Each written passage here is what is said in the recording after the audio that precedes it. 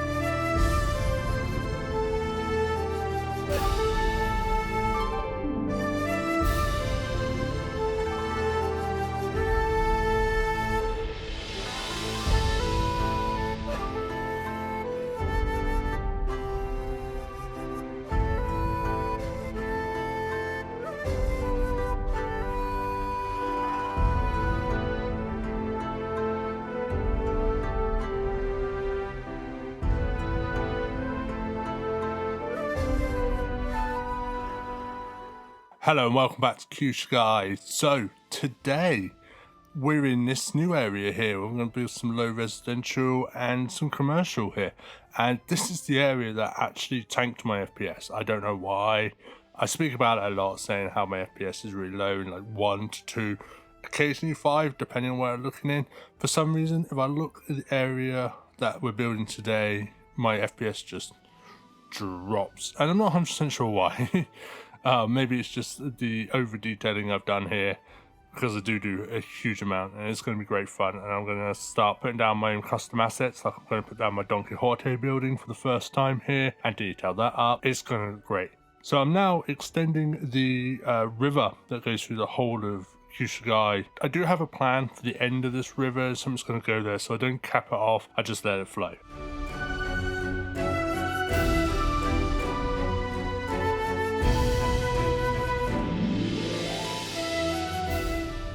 One of the things I really wanted to do in this area is have these houses right up against the river. I didn't want too much of a gap between them. The bank assets that were made by Artifacts are absolutely phenomenal, but they are really, really wide, and I wanted the houses to kind of make that a little thinner. So using the power of Move It, I can move them into place, which is absolutely amazing, to be honest with you.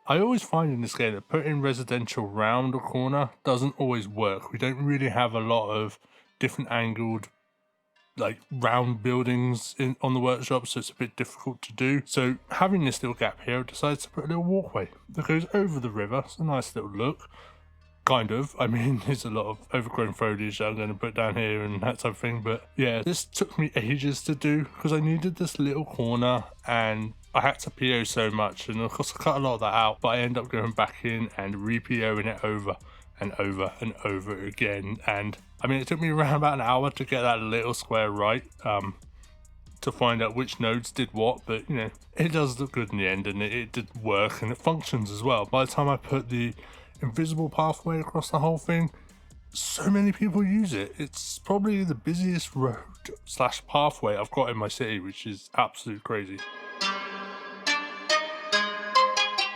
So what I'm doing now is, just for realism I'm stopping people from being able to jump or walk directly into the river. So I'm putting a big wall around it.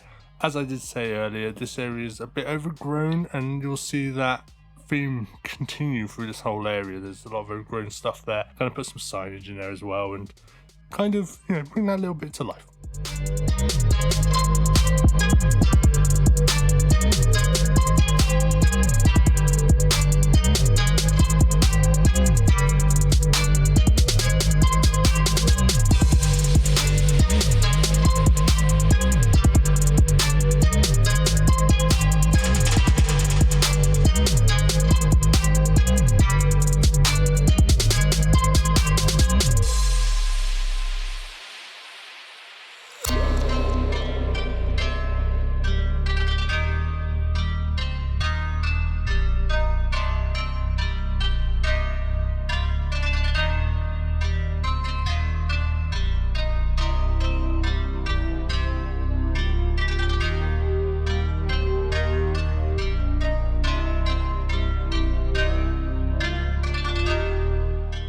So one of the most annoying things that I find with doing a river that goes round a bend here and, you know, putting those houses right up against the river bed is I'm left with some really weird shapes. I mentioned before earlier in this video about that little tiny triangle I had because you don't have a lot of round buildings. I've got a much bigger one now and I just couldn't figure out anything to put in it. So it's Japan, I'm going to whack a temple in there and yeah, it fits the bill. So absolutely fantastic. There's a lot of temples just dotted around Japanese cities and towns. I remember when I was in Kyoto for the first time and I was walking to the Pokemon Center because you're in Japan, you're going to go to a Pokemon Center. At least I did. And we were walking past all these houses and there was just this random little temple building just nested in between two houses and it looked amazing, and I'm trying to mimic that as much as possible on here without making it look too out of place, and I think this really does fit that bill.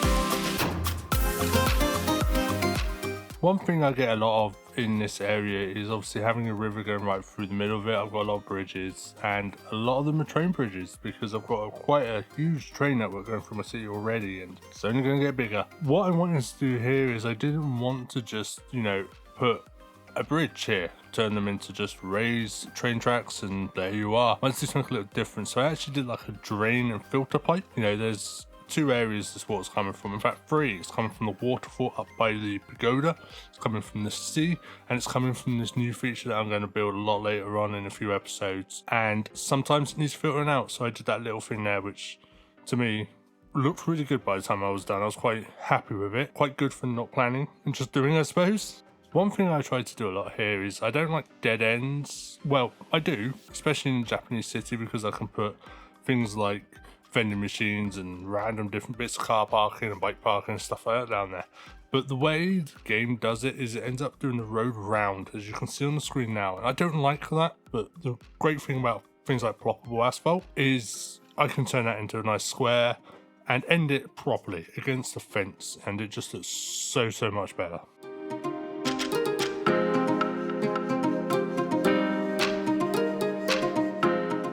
Okay, so here I go now. I'm going to put this pathway through the bridge here.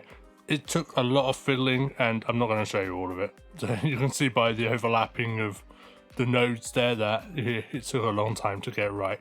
But you know what? It works, and like I said earlier, it's very busy.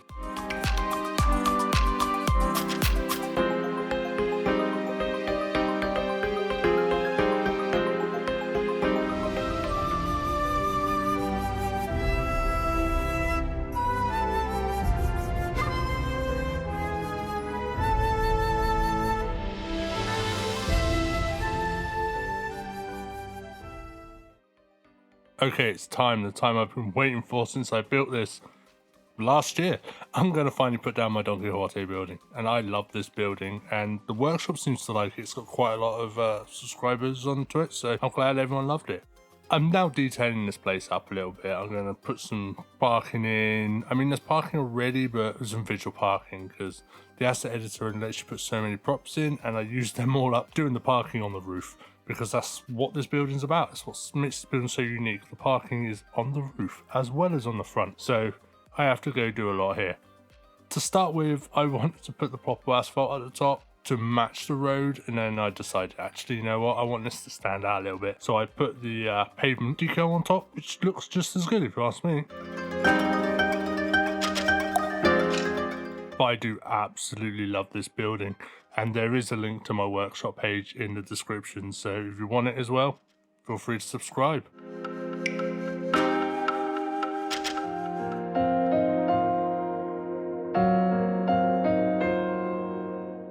The one thing I could never figure out when I was making this building was the plot land size, as it were. It was always too long at the back, and there's a lot of empty space, but don't worry, you can still stick it down, put a road behind it, and it doesn't really interfere at all, which is absolutely fantastic, because I've obviously put it in a little bit of a gap here, but, you know, like I said before, it works, and I'm really happy with how this building came out. So I purposely left this front bit empty, as I said, the prop the asset maker doesn't let me put a lot of props down. You've got a limit, but leaving this area open enables you to do what you want at the front. So for all the detailers out there, you can make this look as personal and as different as you want it to look. The only things that are part of the asset themselves, prop wise, I suppose, they're not props, they're actually part of the building, is the 3 signs at the front. There's the parking signs, and then there's the Japanese tax-free signs. They're there, you can't move them. Unless you PO it, and then of course you can, and the building is POable.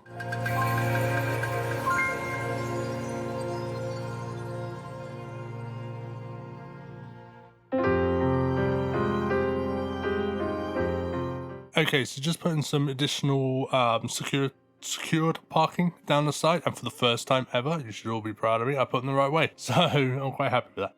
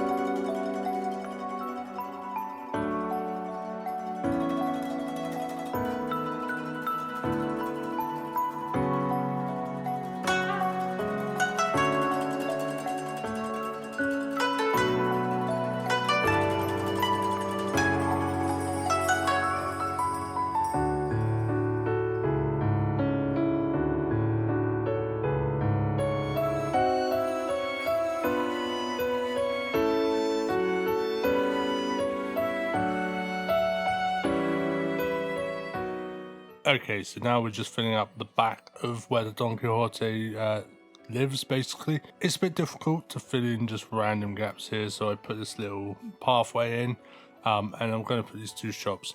The reason why that random building just appeared is I had it on a hidden layer in PO, so you can do that by just adding a layer in PO, assign the building to it, and you can hide it when you're working just to make life a little easier for you, and then put it back afterwards. As you can see, I'm making these buildings a lot thinner to fit in the gaps, so that feature was really helpful. Again, using those service cubes, like I keep saying, I'm going to make everything work in the city. Not one building is just for looks. It all functions, and it all functions really well.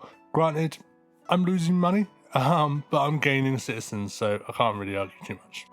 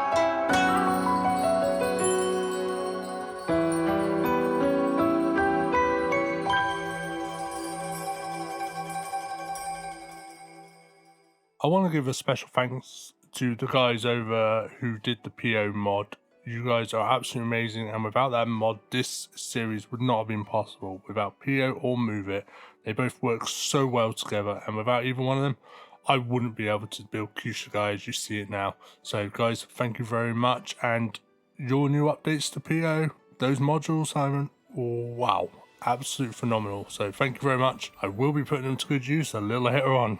So what I'm going to do now, guys, I'm just going to leave you to a time lapse of me building. A lot of what I do on the screen is self-explanatory by what you can see. I'm putting down buildings, I'm building some different areas, but I will be back later on to talk you through a few other things that I'm doing, something that I'm pretty proud of. So I'll talk to you in a bit.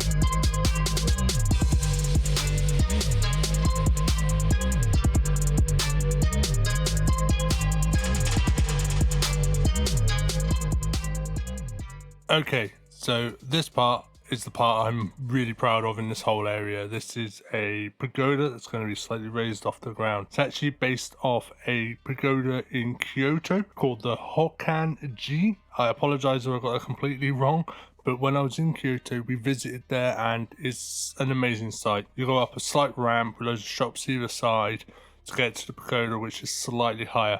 I will show you a picture now. There you go.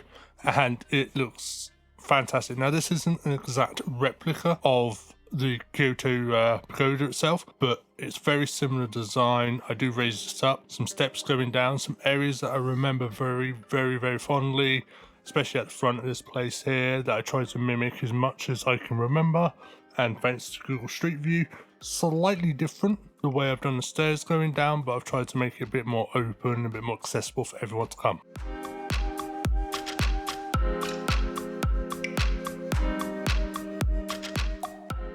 With the road layout at the top here, I go through quite a lot of changes. So I start off with a normal road, then I end up changing it. I put some asphalt around it, then I don't like that, so I change it to pavement. Then the road sticks out, so I change the road to one of the pavement color roads, and eventually I get to one that I really like, and we completely stick with it. But at the moment, I'm just putting the steps down. I'm trying to work out the layout of this place, so where I want people to be able to go up and down.